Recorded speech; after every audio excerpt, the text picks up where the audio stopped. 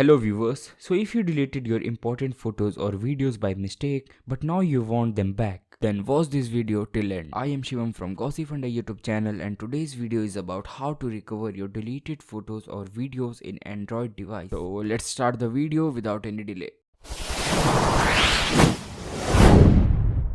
First of all, check your recycle bin because most of device have recycle bin. So if you want to recover your photos from last 28 days, then you can easily recover it from your recycle bin. Second method is that if you backup your data time to time, then you can easily recover your photos and videos from Google Photos. But if you can't do anything from these two methods, then simply move to third one. So in third method, you have to open your Play Store and you have to install an app, and the app is Disk Digger app. Now after installation, open Disk Digger app and you see there are three options. First option is basic scan. You can recover your photos from this option easily. Second option is full scan. You can recover your full data from this option, but to enable this option your device must be rooted. The third option is wipe free space. This option will free up space on your device so that deleted file can no longer be recovered from it. Now tap on first option and allow permission. Now this app starts scanning your device. When scanning completes, your all deleted data flash here.